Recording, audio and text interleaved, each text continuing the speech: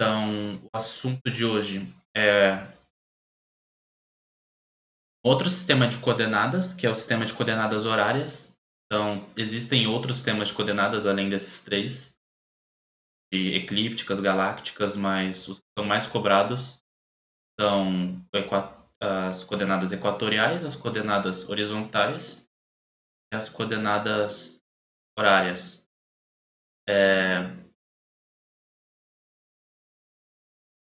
Antes de falar dele, eu vou fazer uma revisão de como montar a esfera celeste, porque vai ser muito importante. Então aqui nós temos o planeta Terra. A gente cortou ele no meio, fez uma secção reta. Você pode imaginar que a gente está cortando num meridiano. Por exemplo, o meridiano de Greenwich. Então aqui está o Polo Norte, aqui está o Polo Sul e tem o centro da Terra. Essa linha horizontal é o Equador. Então a gente vai pegar um ponto qualquer, que é a nossa localização de estudo. Vai primeiro perceber que aqui está a latitude, certo?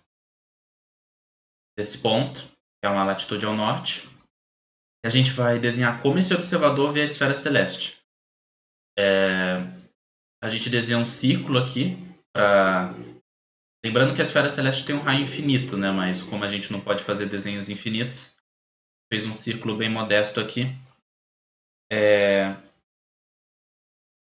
A gente primeiro tem que analisar, que imagina que aqui tem uma pessoa, certo? Se essa pessoa ela olha diretamente para cima, lembrando que a gravidade está meio que empurrando ela nessa direção, certo? Então quando ela olha para cima, ela está olhando para cá. Então aqui é o zênite, certo? É onde a visão dela, ela olhando diretamente para cima, onde a visão dela fura o céu. Então o zênite está alinhado com o raio da Terra, se você for perceber. O centro da Terra até a localização, até o zênite, forma uma reta. A gente tem essa linha verde aqui, talvez não seja tão verde por causa da gravação. Não sei se você aí na aula está vendo verde. O horizonte. Uma reta tangente à circunferência da Terra nesse ponto. Porque imagina que a pessoa aqui ela é muito pequenininha, certo? Se a pessoa era muito pequenininha, ela não vai conseguir ver, por exemplo, esse ponto, porque a Terra entrou na frente dele.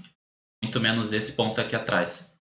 Se você for desenhar uma pessoa gigante aqui, fora de escala, obviamente, é claro que ela consegue ver pontos além dessa linha verde.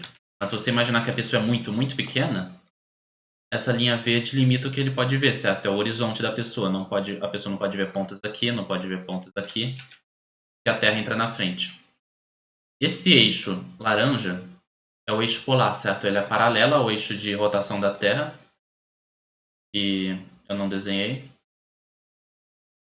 Por exemplo, aqui o eixo de rotação da Terra. Esse eixo polar é paralelo ao eixo de rotação da Terra, só que ele passa pela pessoa. E ele também vai furar a esfera celeste em dois pontos, né? O polo celeste norte e o polo celeste sul. Agora eu vou passar para a visão tridimensional aqui. Esse símbolo de hashtag que a gente faz no desenho das esferas, que inclusive eu esqueci de fazer todos os outros, é só para indicar que é uma superfície tridimensional, certo? Quando você desenha um hashtag desse jeito assim, com essas linhas curvadas, você dá a impressão que é a superfície da esfera que está fazendo uma curva. Então, é só para demonstrar que isso é uma esfera e não um círculo. Então, novamente, aqui você tem o horizonte, certo? Na horizontal. Pontos cardeais norte, oeste, sul e leste. É muito importante que você consiga identificar esses pontos. Tipo, se você sabe que o norte está para cá, então o sul você sabe que está diametralmente oposto. Mas principalmente você tem que saber diferenciar o leste e o oeste. Você pode aprender isso observando o mapa. Se você pega um mapa da superfície da Terra, se o norte está para cima, o oeste está para a esquerda e o leste está para a direita, certo? No mapa, o norte está para cima, então o oeste está para a direita.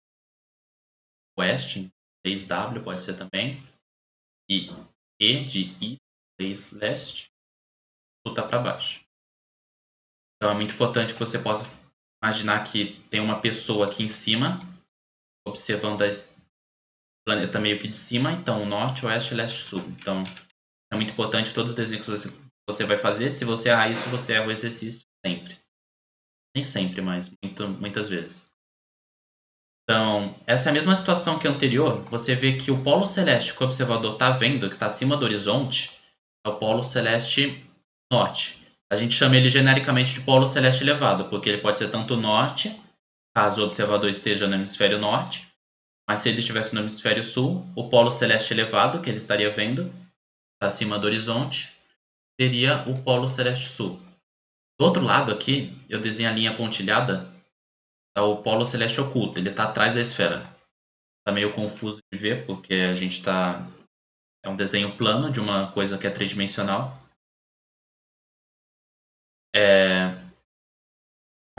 Uma coisa importante que eu esqueci de comentar é que a altura do polo celeste ela é sempre o módulo da latitude do lugar, certo? Do polo celeste elevado. Caso aqui é o norte, certo? Então imagina que a latitude é 20 graus norte. A altura do polo celeste elevado, que nesse caso é o polo celeste norte, vai ser 20 graus. Aqui no desenho eu representei dessa forma, certo? A altura do polo celeste é o ângulo entre essa linha que liga o observador ao ponto cardeal norte e o eixo polar que liga o observador até o polo celeste. Então, isso aqui é a altura, né? Isso aqui é um H, e por conta dessa geometria aqui, dá a latitude do lugar. E também temos o meridiano, certo? Que ele liga o ponto cardeal norte, o zênite, o ponto cardeal sul. A gente vai falar mais sobre ele depois. E a gente tem, muito importantemente, o equador celeste, que é a intersecção entre esse plano aqui, o plano do equador, essa linha horizontal, e o nosso desenho aqui, certo? Se você desenhar uma linha paralela ao equador, certo? Uma linha horizontal, você vai ver que ela fica mais ou menos aqui, certo? Você imagina que isso aqui é um plano que está cortando a nossa esfera. Então aqui um plano, certo? Que está cortando a nossa esfera. E a intersecção entre esse plano e a esfera vai ser o nosso equador celeste. Você percebe que ele faz 90 graus com o eixo polar. E uma coisa importante que você tem que observar é que se o observador está no hemisfério norte, o polo celeste elevado é o norte, e como esse ângulo tem que ser 90 graus, certo? Com o equador celeste, o equador celeste ele pende ao sul. Isso é importante. E agora eu vou fazer a projeção meridiana. Se você observar, na verdade, é só uma ampliação do nosso desenho que a gente fez aqui. Basicamente, a gente pegou todos os pontos da esfera celeste, comprimiu nesse plano do meridiano aqui, nesse norte, zênite, sul. E embaixo aqui também, se o observador ele olhar diretamente para baixo, ele vai enxergar o nadir. O ponto de baixo chama nadir, enquanto esse de cima é o zênite. Então, nesse círculo, né, norte, zênite, sul, nadir, você trazer todos os pontos da esfera celeste e achatar ela para esse plano, você vai ter a projeção da esfera celeste no meridiano do lugar. Esse é o nome. O horizonte vira uma linha, certo? Então aqui é o ponto cardeal norte, aqui é o ponto cardeal sul. Você tem o polo celeste elevado, que nesse caso é o norte, o polo celeste sul. Aí você tem aqui, certo? Você tem o zênite, o nadir. E você tem o equador celeste. O equador celeste que aqui era um círculo máximo. Era um círculo máximo. Ele acabou virando só uma linha muito importante, perpendicular ao eixo polar. Aí a gente chama isso, né, genericamente, de projeção meridiano do lugar. Meridiano seria esse círculo em volta. Círculo grande em volta que a gente trouxe os pontos para ele. Só que, na verdade, existem vários tipos de meridiano. Meridiano zenital, que liga o sul, zênite e o norte, certo? Então é só a parte que está acima do horizonte. Por isso ele chama zenital. Nadiral, que é o sul, o nadir e o norte, certo? Então é toda a parte que está embaixo. O superior, que liga o polo celeste elevado, o zênite ao polo celeste oculto. É um pouco mais estranho. Ele vai assim, ó. Ele tem parte que está acima do horizonte e parte que está baixo. E o inferior, o meridiano inferior, que é do polo celeste elevado até o nadir, até o polo celeste oculto. Então, também tem uma parte que está em cima e uma parte que está embaixo. Quando o enunciado da prova ele te fala de meridiano, pode ser que ele não define exatamente se é o zenital, se é o nadiral, se é o superior ou inferior. Mas... Deixa eu certificar se está gravando. Ele não vai... Ele pode não especificar, mas ele deveria. Porém, você vai ter que meio que interpretar. Muito provavelmente, ele está falando ou do meridiano zenital, porque ele está interessado em onde a estrela cruza essa linha, certo? Aqui é onde a estrela passa por esse círculo. Ou então ele está falando do meridiano como um todo, tipo norte, zênite, nadir e sul, esse círculo todo. E também outros usos do termo meridiano, que é claro, meridiano geográfico, certo? Aqui é a Terra. Eu vou até desenhar uma esferinha aqui. Polo norte geográfico, o polo sul geográfico. Nós temos meridianos como, por exemplo, o meridiano de Greenwich, passa por Londres e pelo Observatório de Greenwich, na Inglaterra. E nós também temos, por exemplo, um outro exemplo de meridiano que passa pelo Rio de Janeiro. E lembrando que todos os pontos do meridiano, né, eles têm a mesma longitude, certo? É isso que caracteriza o meridiano. Se eu não me engano, eu dei uma pesquisada, isso aqui é 44W, o meridiano 44W. Quer dizer que ele é um meridiano em que todos os pontos têm uma longitude de 44 graus a oeste. Mas também temos outro uso da palavra meridiano, que é similar, que isso aqui não é mais a Terra, é a esfera celeste. Ao invés de polo norte geográfico, nós temos o polo celeste norte e o polo celeste sul. E nós temos aqui um exemplo de meridiano na esfera celeste, que é muito parecido com o meridiano da Terra, só que com a diferença que agora todos os pontos vão ter a mesma ascensão reta, que é representada por alfa. Aqui, por exemplo, eu tenho um exemplo de constelação que você pode... que existe, né? Que é o Orion, né? É uma das mais famosas. E aqui tem a estrela Mintaka, que é uma das estrelas da constelação de Orion. Ela é uma das Três Marias. E ela tem o seu próprio meridiano. Ela tem uma certa ascensão reta. E todos os outros pontos que têm a mesma ascensão reta de Mintaka estão nesse meridiano. Então, o meridiano também pode ser essa linha que liga o polo celeste norte ao polo celeste sul, passando por um ponto em particular. Deixa eu ver agora o que eu tenho que falar. Agora eu vou explicar as coordenadas equatoriais horárias.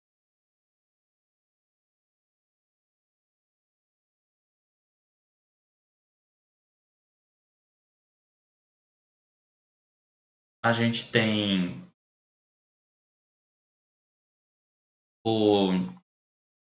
uma nova coordenada e outra que se repete, certo?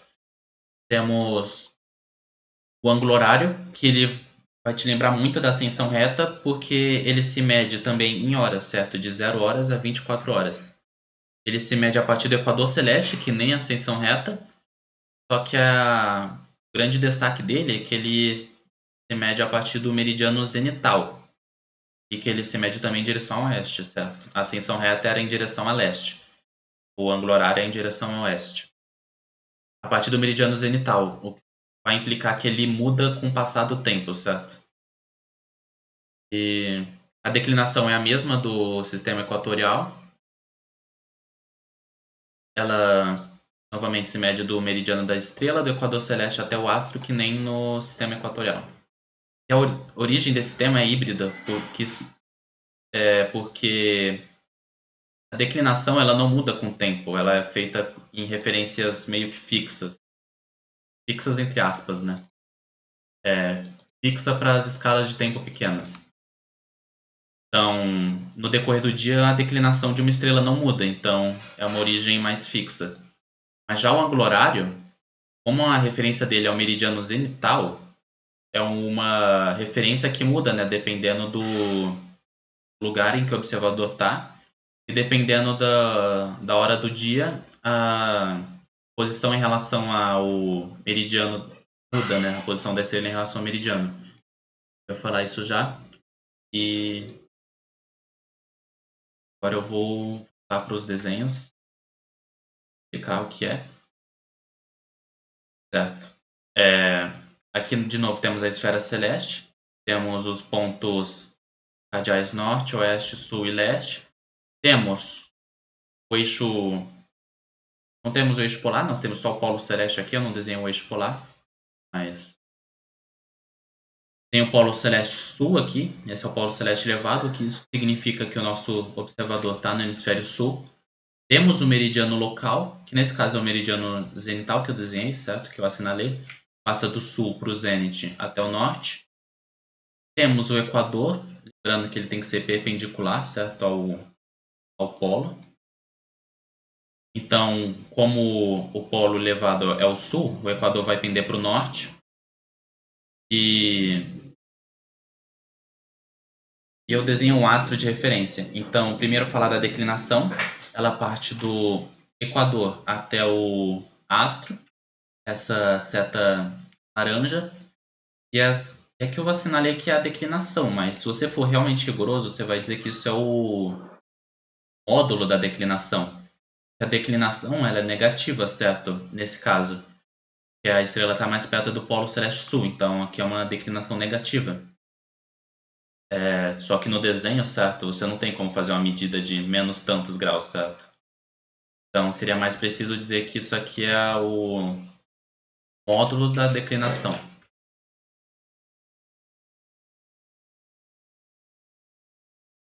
Vou apagar isso aqui. Agora falando sobre o ângulo horário.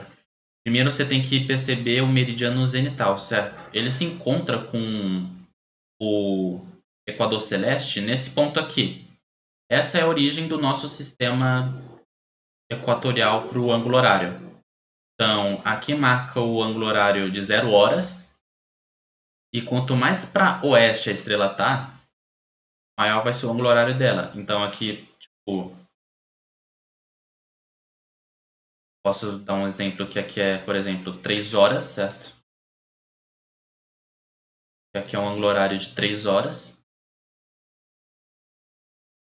E a estrela tá aqui, certo? Então, se eu ir 3 horas para cá e subir a declinação da estrela para cá, eu vou chegar onde a estrela tá. E falando mais sobre ângulo horário, no ponto cardeal oeste, o ângulo horário vai ser exatamente 6 horas, porque isso aqui vai ser 90 graus, certo? Isso aqui é 90 graus. O ângulo horário inteiro, certo? É de 0 horas a 24, quando ele dá uma volta. Isso equivale a 360 graus. Então, 90 graus vai ser um quarto disso. Um quarto de 24 horas é 6. Então, no ponto cardeal oeste, o ângulo horário vai ser 6 horas. Aqui embaixo, quando ele cruza o meridiano nadiral, que é a continuação do meridiano, só que para abaixo do horizonte, o ângulo horário vai ser 12 horas, esse ponto aqui. E quando ele chega no ponto cardeal leste, do outro lado, o ângulo horário é 18 horas. Então o astro vai subindo, né? Então 19, 20, 21 e até chegar em 24 e ele zera.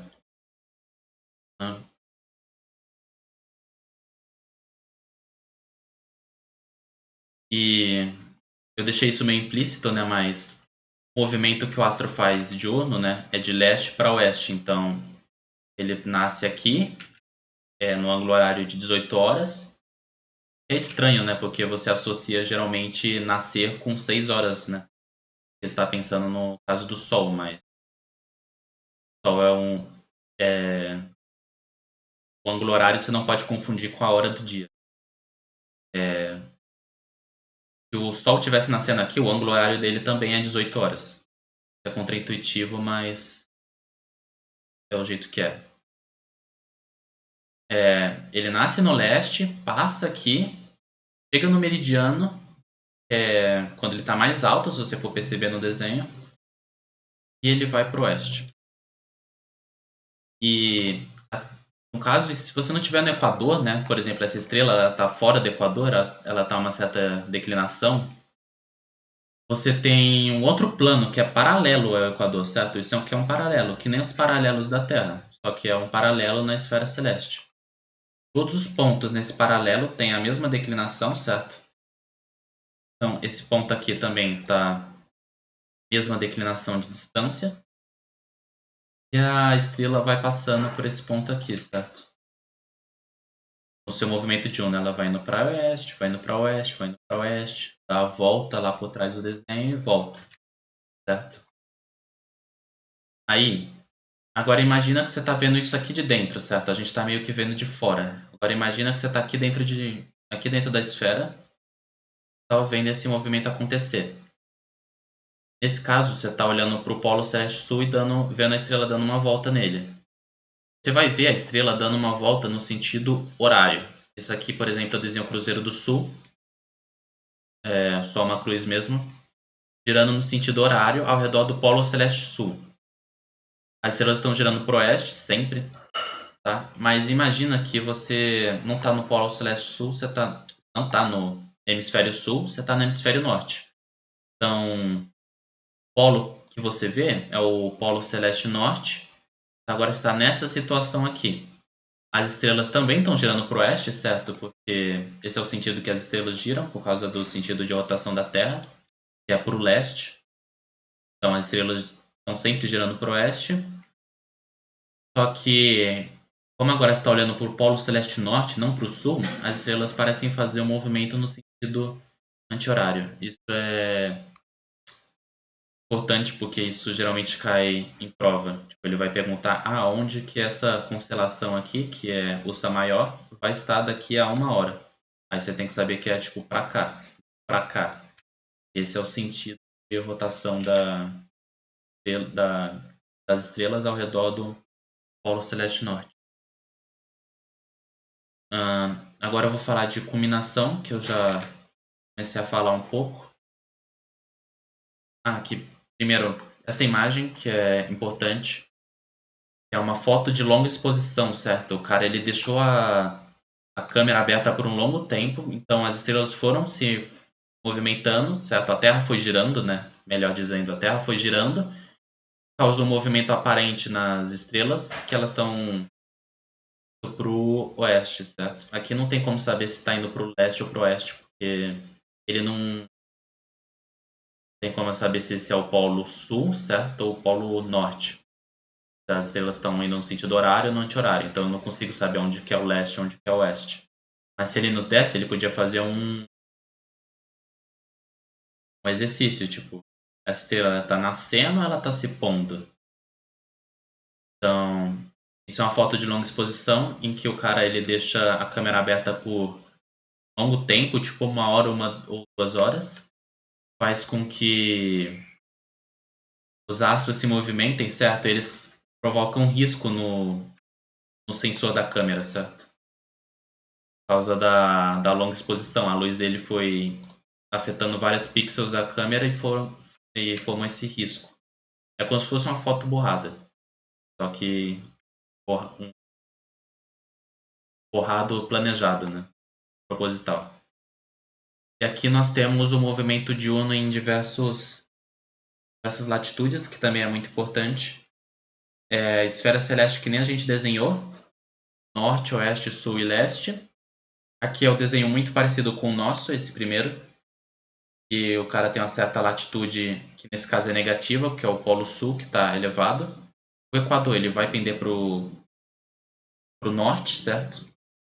A estrela ela nasce no leste, vai para cá e se põe no oeste, e depois ela continua o seu movimento abaixo do horizonte. E todas as estrelas que não estão no Equador, elas vão fazer um movimento parecido, só que paralelo ao Equador. Em um dos paralelos, de acordo com a declinação dessa estrela. Então, você sabe, por exemplo, que esse paralelo mais próximo do Polo Celeste Sul, ele tem uma declinação negativa, certo? Ele está perto do Polo Celeste Sul. Esse paralelo aqui, que está longe, né? Ele está mais perto do Polo Celeste Norte, que está embaixo do horizonte aqui. Ele tem uma declinação positiva, certo? Uma declinação para o norte. Esse caso aqui é um caso especial em que o observador está diretamente na linha do Equador na Terra, certo? A latitude é 0 graus. Então, o Equador ele passa exatamente pelo zênite, certo? Não tem polo celeste elevado ou oculto, certo? Porque os dois estão na linha do horizonte. E como o Equador ele tem que ser perpendicular ao eixo polar, e o eixo polar está no horizonte, então o Equador ele passa pelo zênite. Então, as estrelas têm esse movimento mais vertical. De novo, nasce do leste, vai até o zênite, nesse caso, e vai para o oeste. Uma coisa importante é que quando uma estrela ela se põe, ela se vai para abaixo do horizonte, você diz que é o ocaso dela. É o ocaso. Ele é meio que só para o Sol. Então, é melhor começar a falar ocaso agora, a partir de agora, porque é o termo mais correto e usado nas Olimpíadas, certo? O pôr é só o pôr do Sol mesmo. As estrelas, elas têm um ocaso. E esse é um outro caso em que a latitude é 90 graus, certo? Só que é 90 graus norte ou sul. Que vai, obviamente, causar com que o polo celeste elevado seja ou norte ou sul. Mas em ambos os casos, como o polo celeste ele está exatamente em cima da pessoa, vou até fazer o desenho aqui. Se a pessoa está no polo norte geográfico, a esfera celeste ela está aqui. Caramba. Essa é a esfera celeste. Quando a pessoa olha para cima, o que a pessoa vai olhar diretamente acima dela é o zênite e o polo celeste norte, certo? Porque o polo celeste norte é justamente onde o eixo polar da Terra atravessa a esfera celeste, no norte. E é justamente no zênite, no caso do observador no polo norte geográfico. Então, o polo celeste norte ele fica no zênite nesse caso. E isso, como o Equador ele tem que estar a 90 graus, o Equador ele fica no horizonte, certo? Porque quem está a 90 graus do zênite é o horizonte. Então, o Equador celeste e o horizonte coincidem, e o zênite e o polo elevado coincidem. Nesse caso, que eu desenhei aqui é o norte, mas poderia ser o sul também, certo? Nesse caso, a trajetória dos astros vai ser paralela ao horizonte e sempre em volta do polo, certo? Uma coisa interessante que você observa é que os astros, eles nunca têm um ocaso quando eles estão acima do horizonte, certo? Porque a altura deles é sempre a mesma, é sempre igual à declinação deles. Então, se a declinação ela tem o mesmo lado do mesmo sinal da latitude, então a altura deles é sempre positiva, certo? Então imagina que isso aqui é o polo celeste norte. Essa aqui é a declinação dessa estrela aqui, por exemplo, 60 graus. Então a altura sempre vai ser 60 graus. Então ela nunca vai se pôr. Ela nunca vai ter o ocaso, perdão. Mas se a estrela ela tivesse para baixo, certo? Ela tivesse uma declinação sul, por exemplo, 30 graus sul, ela estaria sempre circulando aqui embaixo do horizonte e nunca iria para cima, porque a altura dela é fixa, é determinada pela declinação dela. Então esse é o caso de quando o observador ele está num dos polos geográficos da Terra, em que a estrela ela nunca aparece acima do horizonte, ou ela nunca some, né? A gente vai falar sobre esse caso. Esse aqui é um caso específico, mas acontece em quase todas as latitudes. Tem estrelas que nunca se põem, tem o ocaso, e estrelas que nunca nascem. Vou falar isso depois. Depois de a gente falar de culminações, que é o nosso próprio próximo assunto. As culminações estão relacionadas ao meridiano, certo? E à altura da estrela. Tem dois tipos de culminações. Tem culminação superior e inferior.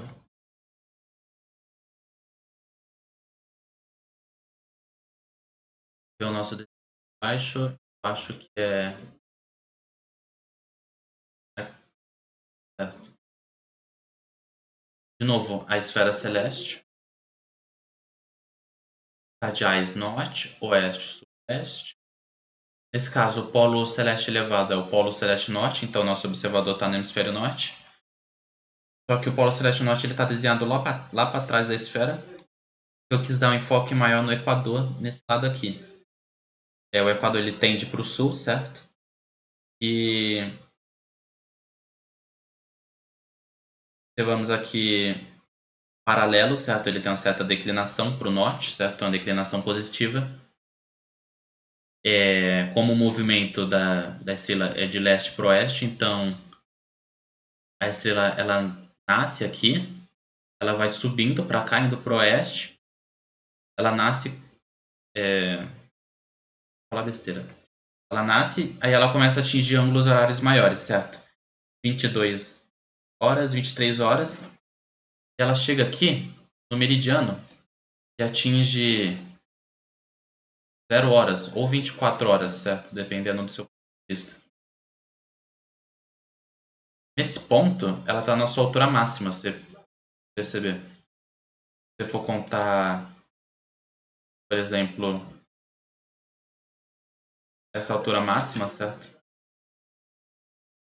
E todas as outras alturas que ela está acima do horizonte, certo? Elas são menores. Essa aqui é menor, essa aqui é menor, essa aqui é menor. Então, quando a estrela ela passa pelo meridiano local, certo? Não necessariamente precisa ser o meridiano zenital, pode ser o meridiano nadiral aqui embaixo também. Mas esse é um caso mais específico, mais raro. Quando a estrela atinge essa altura máxima, a gente fala em culminação superior. A culminação superior, o ângulo horário, é sempre 0 horas. Então esse é o jeito mais fácil de você... É o jeito certeiro, né, de você pensar na culminação superior. Associar ela com uma altura máxima e com um ângulo horário de 0 horas. Se você fazer isso, você vai estar sempre certo. E depois disso, depois da culminação superior, ela vai descendo, certo? Ela chega em 0 horas de ângulo horário. O horário agora é 1 hora, 2, 3. O horário cresce para o oeste, certo? Até que ela vai dar uma volta de novo. Quando chega aqui, né, o ângulo horário ele dá uma volta aqui por baixo, certo? Junto com a estrela, crescendo para o oeste. E se repete a situação, certo? E aqui é uma outra situação, que agora a gente está no hemisfério sul, então o polo celeste elevado ao polo celeste sul. O equador está pendendo para o norte, e o hemisfério norte aqui, mas... De novo, temos o equador, só que desse lado, dessa vez a gente está destacando o oeste, certo? Então a estrela está tendo o seu ocaso. Paralelo da estrela aqui, primeiro o meridiano, certo? Do sul para o zênite para o norte tem o meridiano zenital. Só que também tem o meridiano nadiral aqui embaixo, certo? E lembrando que a gente pode chamar todo esse círculo, certo? De simplesmente meridiano local. Você meio que tem que interpretar isso na hora da prova. Então, esse é o meridiano local, certo? E a nossa estrela tem esse paralelo que é determinado pela declinação dela. Nesse caso é uma declinação ao sul. É uma declinação negativa, que está mais perto do polo celeste sul. E, novamente, a origem do ângulo horário é a intersecção entre o equador celeste, pontilhado aqui atrás, e o meridiano zenital, que é nesse xizinho a origem. Então é 0 horas aqui. Conforme a estrela vai se indo para o oeste, ela vai aumentando o ângulo horário, então 1 hora, 2 horas, 3 horas. Aqui é uma coisa importante, aqui ela atinge 6 horas. No equador, você pega o equador celeste, o próprio equador, 6 horas é o ponto cardeal oeste, certo? Uma estrela no Equador, quando ela atinge 6 horas, ela tá se pondo. Ela tá tendo o seu ocaso. Ela tá indo para baixo do horizonte. 6 horas de ângulo horário, certo? Não confundir com 6 horas do horário do dia. Só que como essa estrela ela tá com uma declinação negativa, tá mais perto do polo celeste elevado, você percebe que 6 horas ela ainda tá acima do horizonte. E na verdade ela vai se pôr aqui, ela vai ter o seu ocaso aqui. Que é, por exemplo, 11 horas. Então, não necessariamente a estrela ela vai encontrar o horizonte com ângulo horário de 6 horas ou de 18 horas aqui nesse outro lado, certo? 18 horas seria no ponto cardial leste, mas a estrela ela nasce aqui. Então aqui seria menos, então, por exemplo, 3 horas, 4 horas de ângulo horário, certo?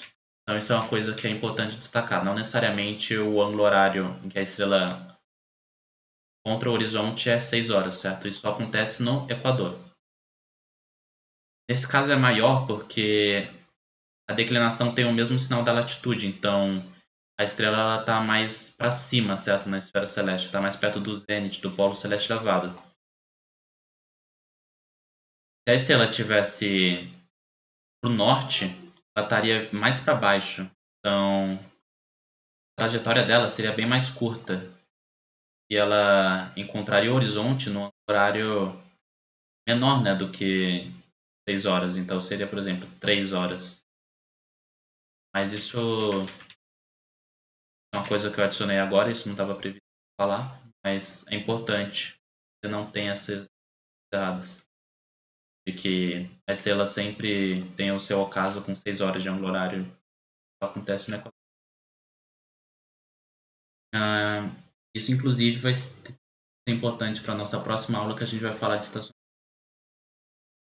Então, saindo dessa digressão, né, voltando para o assunto de culminação inferior, essa estrela ela vai para baixo do horizonte, ela vai encontrar o meridiano nadiral, caso aqui, certo?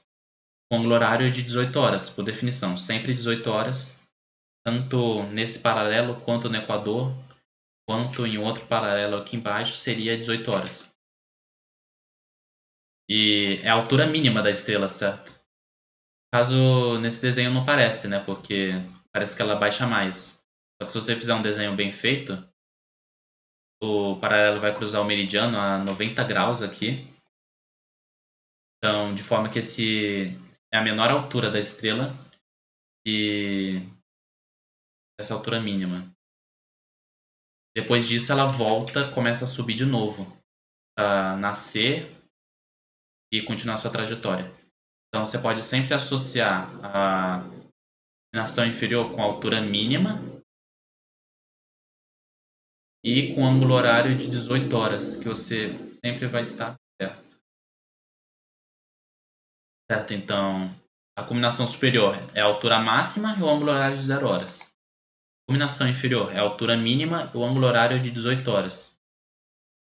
Isso aqui eu vou fazer uma projeção do meridiano e estamos observando a mesma situação desse exemplo, a mesma estrela, o mesmo paralelo,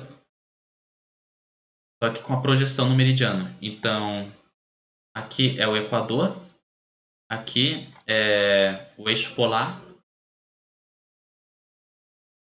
O eixo polar aqui, o polo celeste sul, que é o polo celeste elevado. O Equador celeste, eu deveria escrever aqui o Equador. Normalmente você só escreve EC. Assim. E aqui é o paralelo da nossa estrela, certo? Ele é uma linha paralela ao Equador. E o que é importante nessa linha, você perceber, é que a declinação é esse ângulo aqui, certo? É como se você... A própria definição de declinação é como se você tivesse pegado a esfera celeste, cortado no meio, pegado o centro da esfera celeste e pegar o ângulo entre o Equador e a estrela. É a declinação, por definição. E aqui é a latitude do lugar, certo? Lembrando que é o módulo da latitude, já que a latitude é negativa, certo? mas acho que dá para entender que aqui é se a latitude é negativa, então é o polo leste-sul, então acho que não tem problema com isso.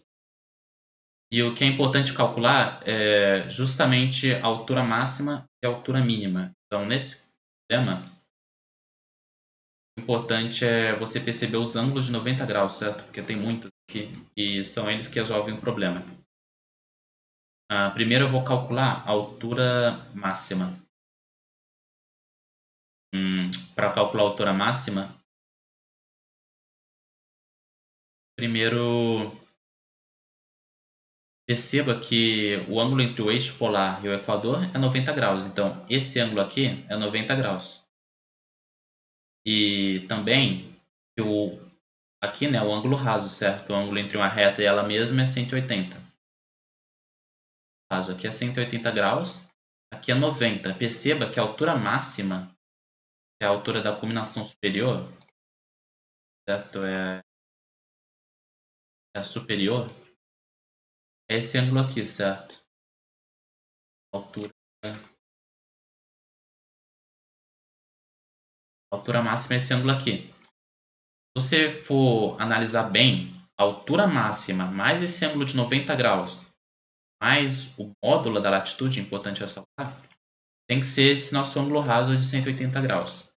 Então, 180 graus é igual a altura máxima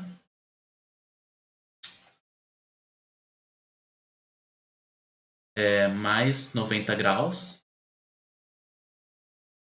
mais o módulo da latitude.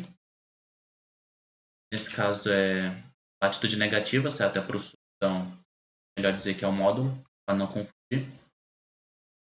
Se você fizer as trocas, né, trocar de lado e tudo da álgebra, você vai chegar 90 graus menos latitude, certo? Tendo erro.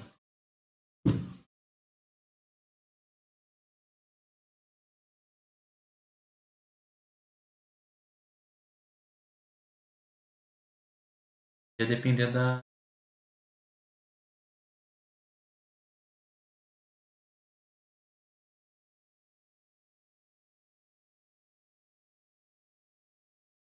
Ah, eu sou burro. Não é a altura máxima. A altura máxima é. Peço perdão. Isso não é a altura do. A altura máxima é isso aqui. Isso aqui é a altura do Equador. Peço perdão pela confusão. Isso aqui é a altura do Equador, certo? O ângulo que eu desenhei era esse aqui, é a altura do Equador. Altura do Equador. A altura da culminação superior, a altura máxima, eu tenho que somar com a declinação. Então, peço perdão pela confusão. Isso é a altura do Equador. Altura do Equador. E isso é uma coisa que é muito importante você saber calcular. Nosso resultado aqui ele vai ser bem geral. Que é que a altura do Equador é 90 graus menos o módulo da latitude. Isso é um resultado que é bastante universal, né? Tanto para o norte quanto para o sul, certo? Lembrando, se você lembrar de tirar o módulo da latitude, ele vale tanto para o norte quanto para o sul. Então, por exemplo, se a latitude é menos 70 graus, sabe que a altura do Equador é 20 graus. O módulo de menos 70 vai ser mais 70, então 90 menos 70, então vai ser 20 graus. E você tem que lembrar que isso vai ser voltado para o norte, certo? O Equador está voltado para o norte. A altura máxima, se você for ver no nosso desenho, é a altura do Equador mais a declinação. Você pode ver a aula gravada depois, sem problema. Eu vou continuar explicando aqui, você pode acessar o site e ver a aula gravada. Ok.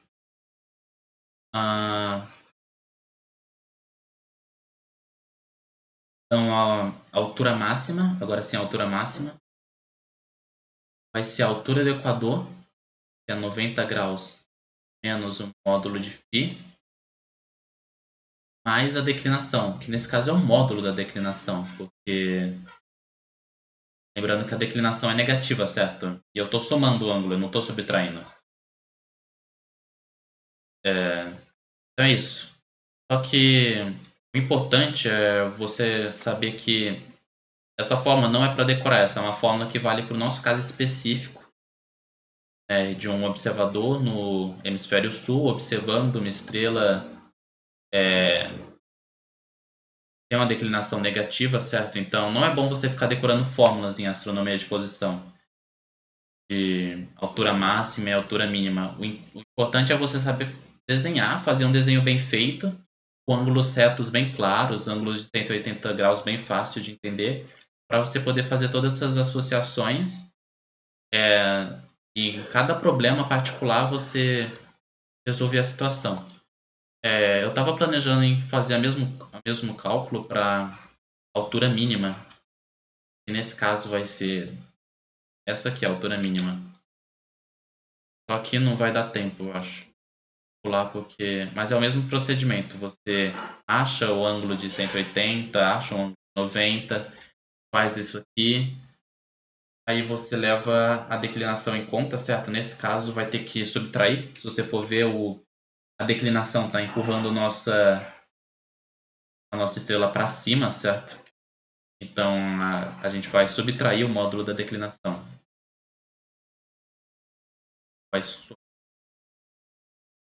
Tem que fazer as contas.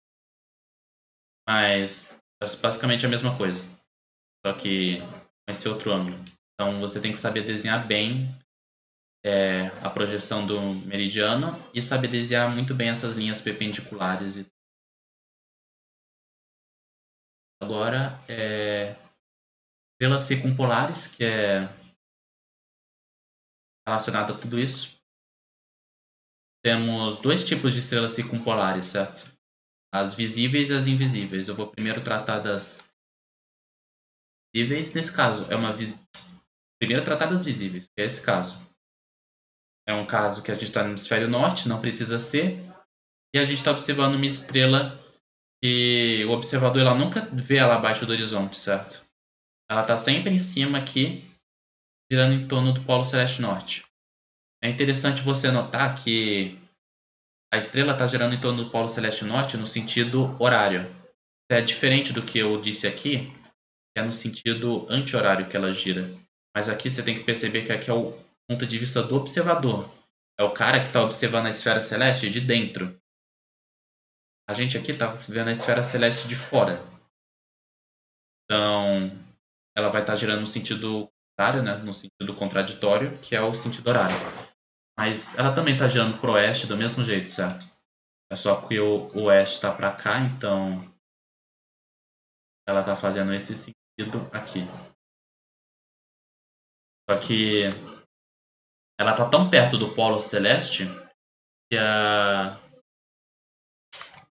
ela nunca cruza o horizonte, ela nunca tem um ocaso. É o caso da estrela circumpolar visível. Só que esse nome visível ele é um pouco exagerado, né? Porque imagina que tá de dia, tem o sol aqui. Não dá pra ver essa estrela, certo? Porque tá de dia e o sol tá ofuscando a luz dessa estrela. Então, não necessariamente ele é visível. É só que se por algum acaso o sol ele vai para baixo ou tem um eclipse e o sol fica escuro, você vai conseguir ver essa estrela porque ela tá sempre lá.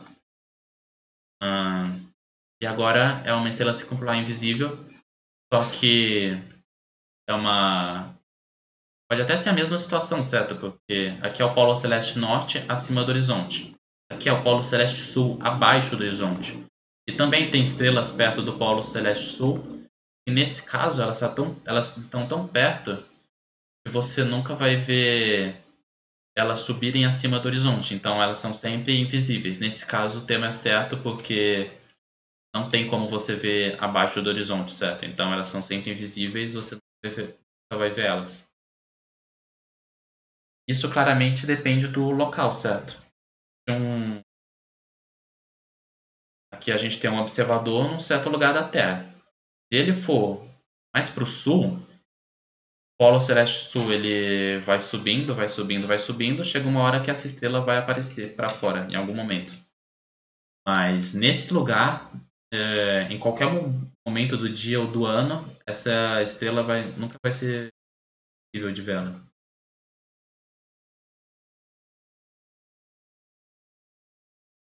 Agora, aqui nós temos uma coisa muito importante, tá, em exercício, que é definir as condições de circumpolaridade.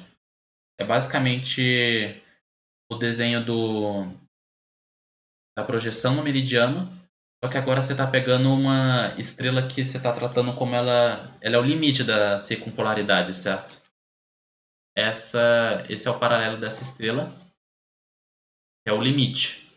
Você vê, ela toca o horizonte. Se ela estivesse mais para baixo, se ela estivesse para cá, ela se esconderia no momento do dia.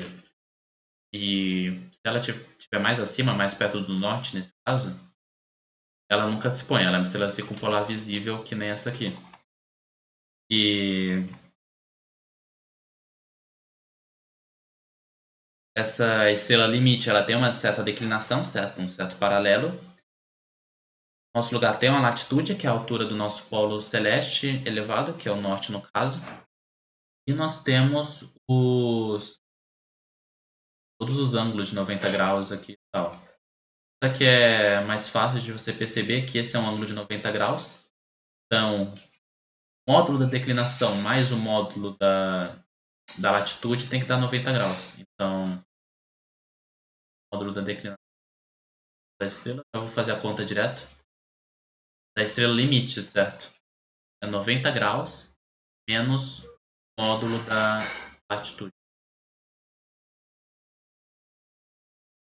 Só que a gente está no norte, certo? As estrelas que vão ser realmente visíveis são as estrelas que têm uma declinação para cima, certo? A declinação para cá é uma declinação mais positiva, uma declinação mais ao norte do que essa declinação limite. Então você tem que a estrela ela vai ser circumpolar, caso ela tenha uma declinação maior, mais para o norte, que declinação limite, que é 90 graus menos o módulo da. Infelizmente o nosso único aluno acabou a bateria dele. F. Aqui é um outro caso, só que é o mesma situação, né? Mesma esfera celeste no mesmo lugar, só que agora é as estrelas do invisíveis, certo? Então, novo módulo de declinação é igual a 90 graus menos a latitude. Só que agora são as estrelas invisíveis, então as estrelas têm que estar mais ao sul para você não enxergar elas nunca. Se elas estiverem para cá, um pouquinho mais para o norte, você vê elas nesse momento aqui do dia. Aqui, se ela estiver mais ao sul do que isso, não, elas nunca aparecem. Então, tem que a declinação ela tem que ser menor, mais ao sul, mais negativa, que 90 graus menos o módulo da. Isso novamente tem que fazer o desenho e descobrir, certo? Você não tem que. É muito mais seguro você fazer o desenho na hora da prova, ver se é o hemisfério norte, o hemisfério sul, se a estrela está para o norte ou para o sul. Fazer o desenho, fazer a situação e chegar nessa fórmula naquele exercício, porque tá decorando fórmula pode ser um tiro no pé. Porque cada exercício vai estar num lugar diferente, numa estrela diferente. Agora eu vou mudar um pouco de assunto. A gente falou agora. Tem que falar um pouco mais rápido desse assunto. Já passou. Que é tempo, certo? Tempo sideral e tempo solar. Basicamente, o tempo sideral ele vem justamente de estrelas, certo? Você escuta falar de espaço sideral, é o espaço das estrelas. Ele é baseado no movimento das estrelas, só que como são muitas, né? Você escolhe não uma estrela, mas um ponto especial você usa como referência para as estrelas, que é o ponto venal. O ponto venal é o ponto no qual você se mede todas as estrelas em relação a ele, certo? A ascensão reta delas. Então, o ponto venal é tratado como uma estrela fixa, embora não tenha nenhuma estrela de verdade no ponto venal. Relembrando, o ponto venal é o ponto do equador celeste e também da eclíptica, certo? A intersecção entre a eclíptica e o equador celeste, quando o Sol ele está passando do sul para o norte. Lembrando que o Sol ele está sempre indo para leste, certo? Está indo para cá, para leste. O norte está para cima, né? Então o leste está nessa direção. Esse é o ponto venal. O ponto venal ele também vai estar no nosso desenho, certo? Aqui é um desenho que eu copiei de antes. Só que agora eu destaquei o ponto venal, o equador celeste. E perceba que o ponto venal, a declinação dele é zero, certo? Mas ele tem um ângulo horário. Ele também vai ficar girando aqui em torno do equador. E o ângulo horário dele a gente chama de tempo sideral local. O tempo sideral local é simplesmente definido como o ângulo horário do ponto venal. E existe uma relação muito importante que a gente estabelece. A gente pega, por exemplo, uma estrela qualquer. Eu vou botar aqui para ficar mais fácil de entender. E a gente vai marcar o ângulo horário dessa estrela. Então, do meridiano zenital até o oeste, passando pelo equador, certo? Só que eu vou desenhar aqui embaixo para não ficar questionado o desenho. E do ponto venal até a estrela, vou desenhar a ascensão reta da estrela, certo? Só que é nesse sentido, porque é para o leste. É no sentido contrário do ângulo horário. Aqui é a ascensão reta da estrela. Se você for perceber, esses dois comprimentos somam, né? O tempo sideral local é igual à ascensão reta da estrela mais o ângulo horário. Eu desafio você a, por exemplo, pegar uma estrela aqui, nesse outro lado, e fazer o mesmo raciocínio, certo? Lembrando que o ângulo horário ele vai partir dos meridiano zenital, dar a volta, certo? O ângulo horário ele vai chegar aqui, vai ser um ângulo horário tipo 20 horas, 21 horas, vai ser um ângulo horário mais alto. E a ascensão reta ela é aqui. E se você fizer a conta, certo? Tempo sideral local é igual a ascensão reta mais horário. Você vai verificar essa relação.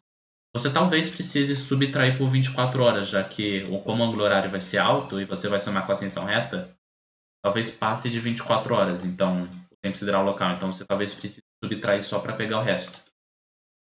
Mas é isso. Essa é a equação fundamental da astronomia de posição. Ela justifica, né, porque a gente chama o ponto venal de tempo sideral em relação à estrela, porque a gente pega a ascensão reta de qualquer estrela, o ângulo horário de qualquer estrela. Então, isso define basicamente o ponto venal como a referência para as nossas estrelas, para a gente identificar estrelas.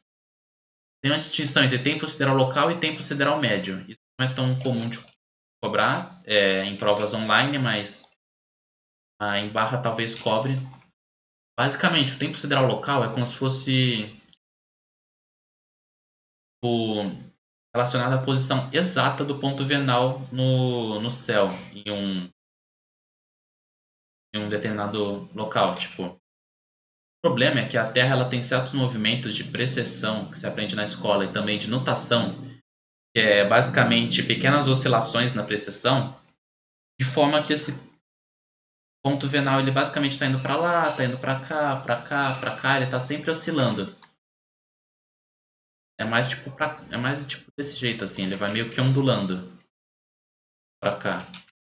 Melhor para cá, né? Esse é o sentido certo. Ele vai sempre oscilando em volta do equador. Então, isso vai afetar o jeito que a gente mede o tempo sideral, certo?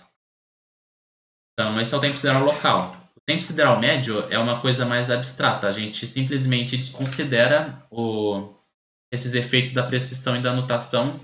Ele só tem efeito mesmo em escalas de tempo muito grandes, de centenas de anos.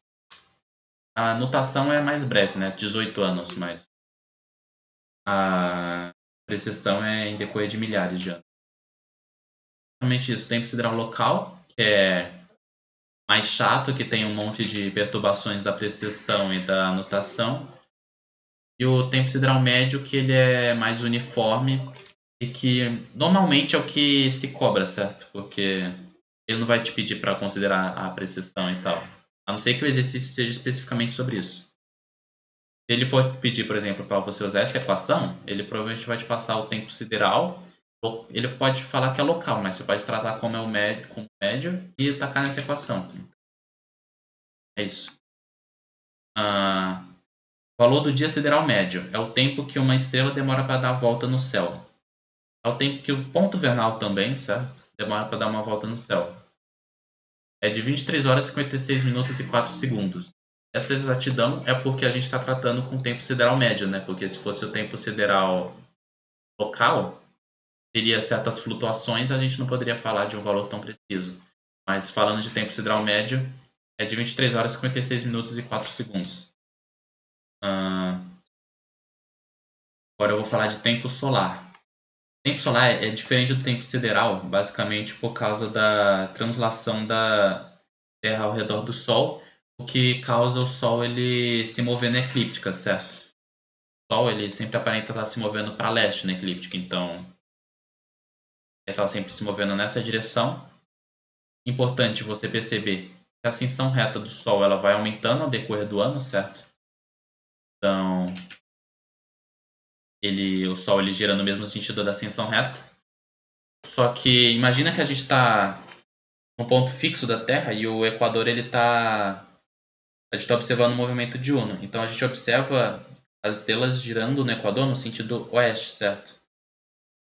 Eu não desenho o horizonte aqui, mas imagino que você consegue entender que se a gente está no lugar da Terra e a Terra está girando, as estrelas, tá aqui por exemplo, vão indo para o oeste, certo? O Sol ele também vai indo para o oeste. Só que como o Sol ele está se movendo para o leste, o Sol ele não vai se mover para o oeste com a mesma rapidez que uma estrela, certo? A estrela está parada, ela só está se movendo para o oeste mesmo. O Sol ele tem um pouquinho de movimento para o leste por causa do movimento da Terra. Então, basicamente, essas duas velocidades elas vão se subtrair.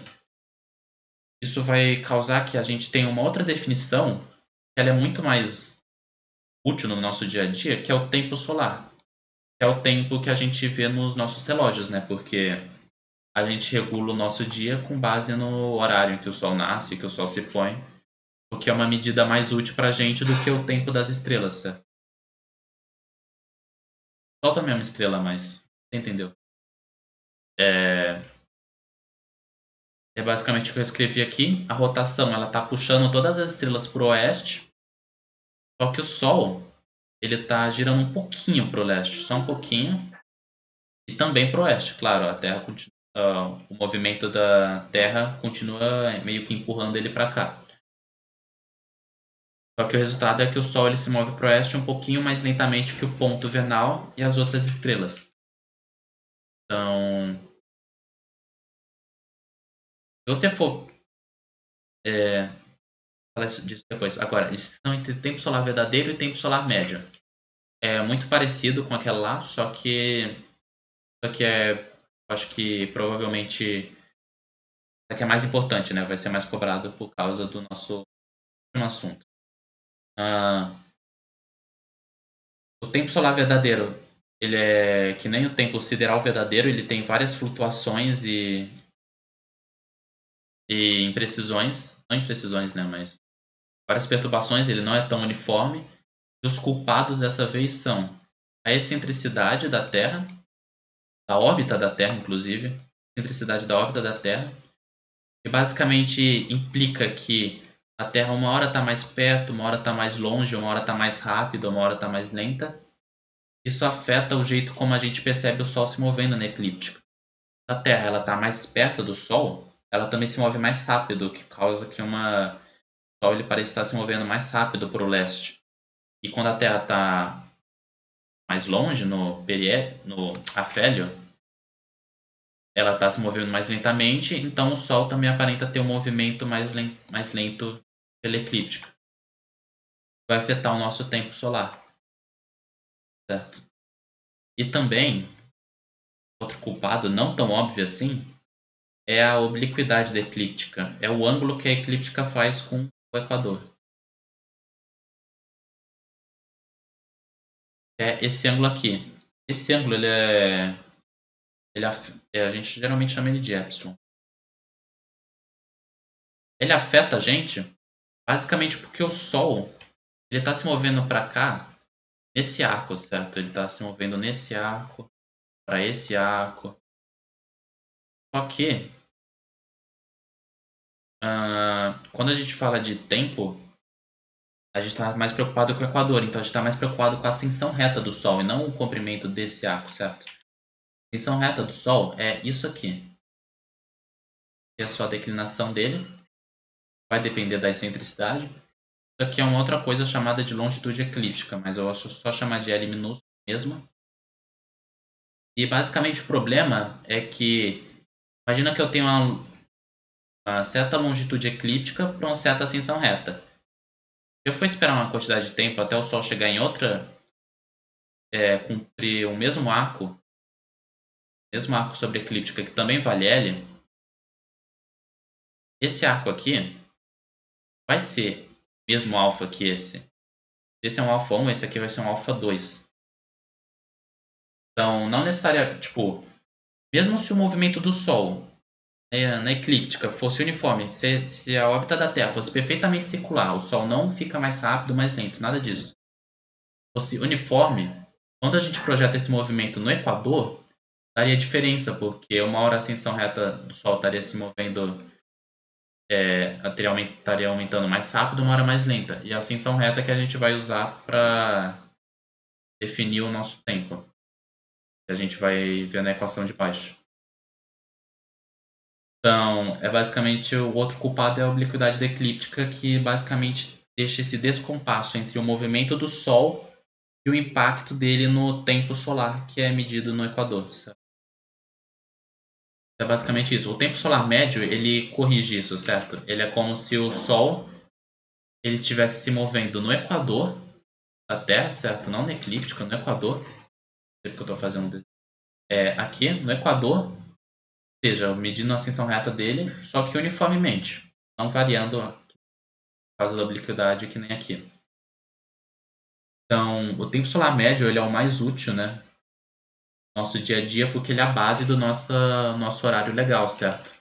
E como o tempo solar médio ele é uniforme, tem um segundo, um minuto, uma hora mais longa do que outra. Então, ele é a base para nossa hora legal, para o nosso horário que a gente vê no relógio. E basicamente o nosso último assunto é a equação do tempo, que é retomar um pouco do que eu disse aqui, explicando melhor. Basicamente, a equação do tempo, chamada de ET,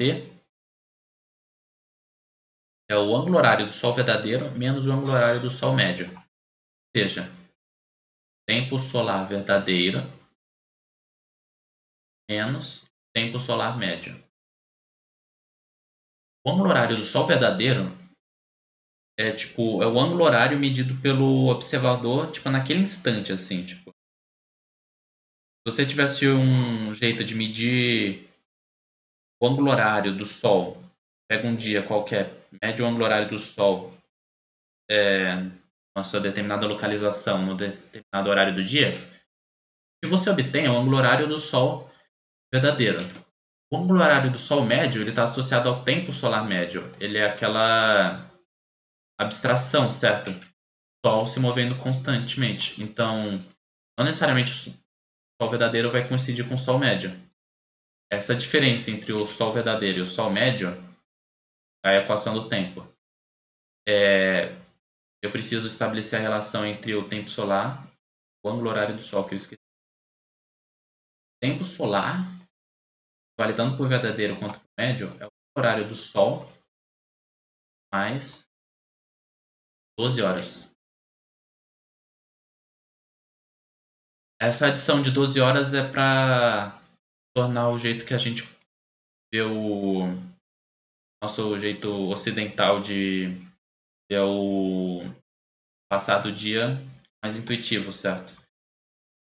Se o Sol ele está passando pelo meridiano, ele está na sua altura mais alta, sua altura máxima, combinação superior, a gente chama de meio-dia, certo? Só que o ângulo horário é zero.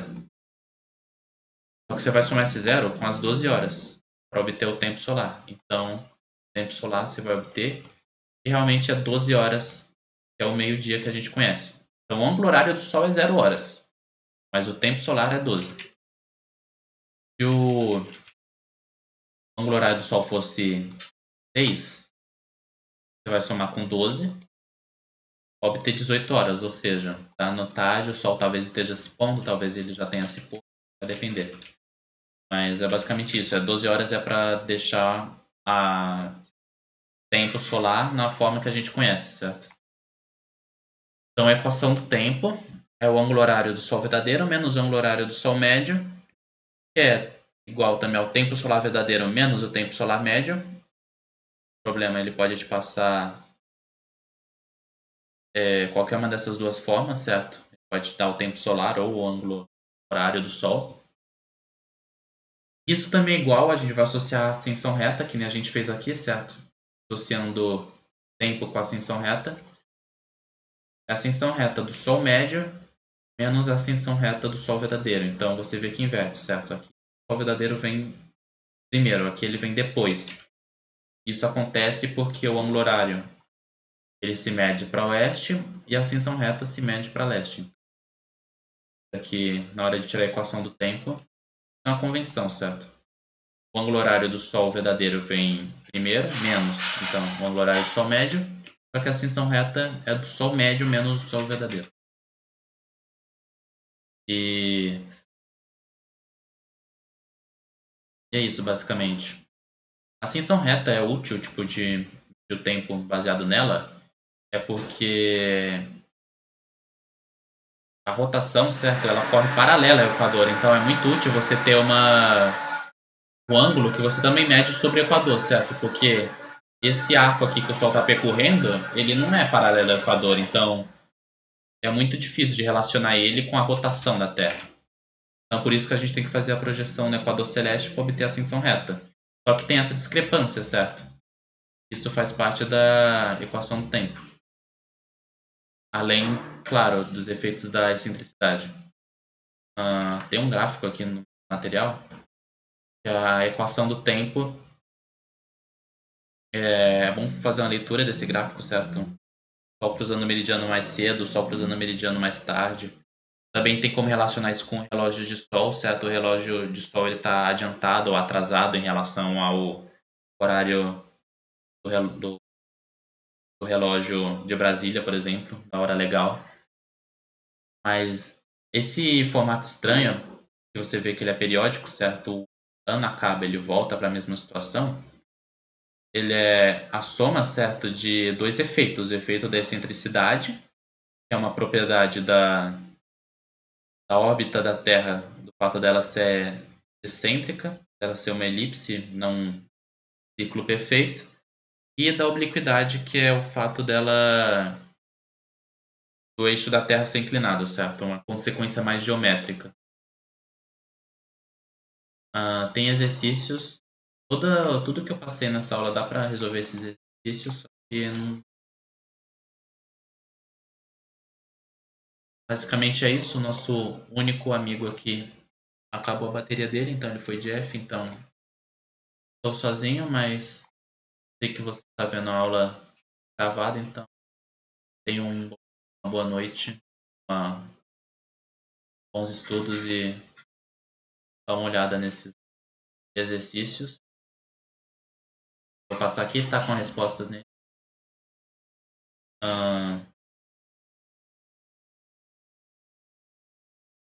Isso, basicamente. Só tô dando uma aqui pra tá vendo a aula gravada. E tem uma resolução aqui com um desenho muito parecido que a Giovana que fez o material fez. Ela inclusive deixou como módulo da declinação, que é mais inteligente e menos confuso. E é isso. Tem mais coisas para você ver. E caso não tenha entendido uma coisa, você pode voltar na aula, o que é uma coisa que eu aconselho muito, veja essa aula, veja a outra e tente relacionar os conceitos, tente desenhar esferas celestes em momentos aleatórios do seu dia e pensar como as estrelas se mexem, porque isso é muito importante. A astronomia de posição é um tópico muito extenso, que é muito bagunçado, então tem muitos conceitos novos, todos os conceitos eles são meio novos, ao mesmo tempo eles são velhos e conhecidos, então é muito bom você ir relacionando uma coisa com a outra. É isso, tenha. É isso.